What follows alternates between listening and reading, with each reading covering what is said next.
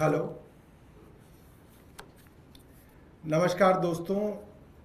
दिल्ली विधानसभा के अंदर कल जब आम आदमी पार्टी के विधायक दिल्ली विधानसभा में मौजूद नहीं थे, उस समय भारतीय जनता पार्टी एक प्रस्ताव लाई और उस प्रस्ताव के बहाने जितने भी भ्रष्टाचार के मुकदमे या कहिए जितने भी भ्रष्टाचार के मामले दिल्ली विधानसभा की समितियों में चल रहे थे और उनसे संबंधित जो मामले दिल्ली के न्यायालयों में चल रहे थे, सारे के सारे भ्रष्टाचार के मामले वापस ले लिए गए हैं। यानी कि साफ है कि आज भारतीय जनता पार्टी ने दिखा दिया कि वो भी इन अफसरों के भ्रष्टाचार के अंदर अफसरों के साथ खड़ी हुई है। दिल्ली के अंदर कई महीनों तक दिल्ली के बुजुर्गों को और दिल्ली की विधवाओं को पेंशन नहीं दी गई। महीनों तक दिल्ली के बुजुर्ग पेंशन के लिए तरसते रहे। दिल्ली विधानसभा में इस पेंशन को दिलाने के लिए कई सीनियर आईएएस अफसरों के ऊपर मामला चलाया गया, जिसमें उस वक्त के चीफ सेक्रेटरी नरेश कुमार, आशीष Chandra Verma principal finance secretary और उस वक्त के सोशल वेलफेयर सेक्रेटरी शामिल थे।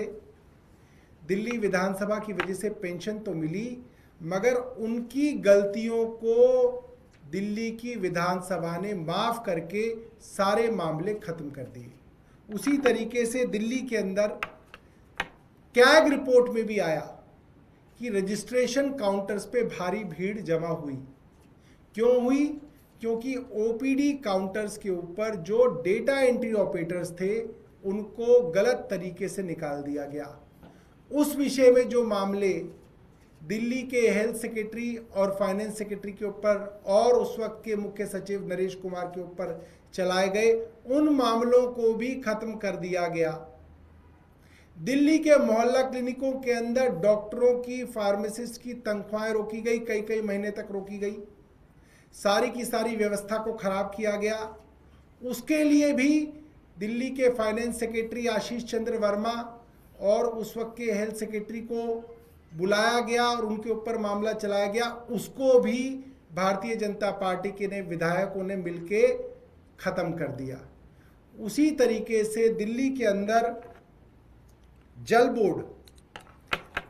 बोर्ड के अंदर आपने देखा पिछले 1.5 साल तक दिल्ली को नर्क बनाया गया। जानबूझ के दिल्ली जल बोर्ड के पैसे रोक के दिल्ली के सीवरों के काम रोके गए।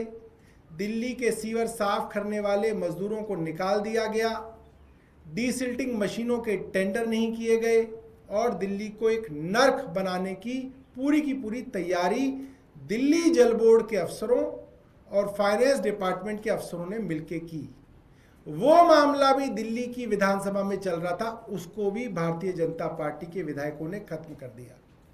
तो आज दिल्ली के अंदर ये साफ हो गया कि चाहे जल बोर्ड से दिल्ली को नर्क बनाना हो, जगह जगह सीवर की व्यवस्था खराब करनी हो, वो भारतीय जनता पार्टी के इशारे पे किया जा रहा था।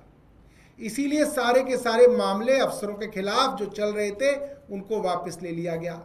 मोहल्ला क्लिनिक के अंदर बीमारों को और बीमार किया गया, व्यवस्था खराब की गई, वो भी भारतीय जनता पार्टी के इशारे पे चल रहा था।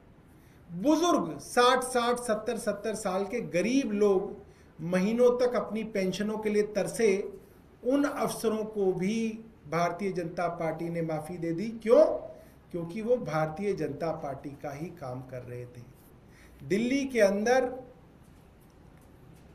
ऐसी बहुत सारी जगहों पे दिल्ली विधानसभा की समितियां गई, जहां पे पाया कि जिन नालों को साफ करने के लिए करोड़ों रुपए के टेंडर दिए गए, वो नाले भी गाद और गंदगी से भरे हुए थे।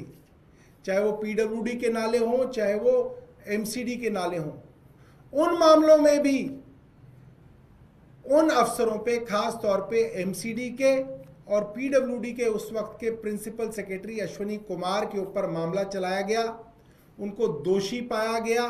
वो उसके खिलाफ हाईकोर्ट गए, हाईकोर्ट से कोई राहत नहीं मिली, मगर कल दिल्ली विधानसभा ने उन सब भ्रष्ट अधिकारियों को, जिनके सामने सबूतों के साथ ये बात साबित हुई कि करोड़ों रुपए के टेंडर दिए गए और नालों को साफ नहीं किया गया, उन लोगों को भी भारतीय जनता पार्टी ने सारे मुकदमे उनके खिलाफ वापस ले लिए, कोर्ट से भी वापस ले लिए, विधानसभा की कमेटियों के अंदर भी सारे मामले वापस ले लिए। इससे साफ हो गया है भारतीय जनता पार्टी इस तरीके के भ्रष्टाचारी अफसरों के साथ खड़ी है।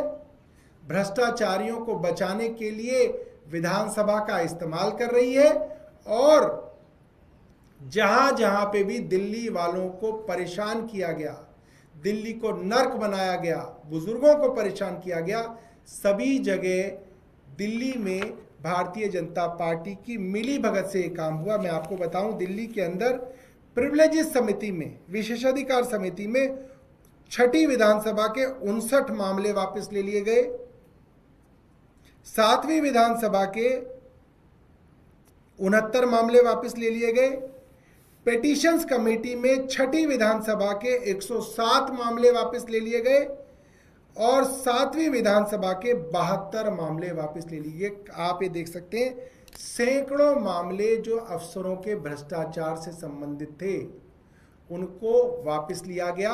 और एक मामला तो इसके अंदर बहुत ज़्यादा सीरियस था, आईएएस अफसर आशीष माधवराव मोरे के खिलाफ मामला था कि सरकारी ज़मीन को, इवैक्यूई प्रॉपर्टी को, करोड़ों की संपत्ति को उन्होंने प्राइवेट संपत्ति बना के किसी दूसरे आदमी के नाम कर दिया, यानी कि करोड़ों के घोटाले को भी भारतीय जनता पार्टी ने माफ़ कर दिया। इसके अलावा आईएएस अफसर YVVJ राजशेखर, जिनके ऊपर मामला था कि उनका ओबीसी सर्टिफिकेट नकली है और नकली सर्टिफिकेट के बिना पे वो एक आईएएस अधिकारी बने हुए हैं, उस मामले को भी भारतीय जनता पार्टी ने जो है ख़त्म कर दिया है और ये बहुत शर्म और दुर्भाग्य की बात है। बहुत बहुत धन्यवाद।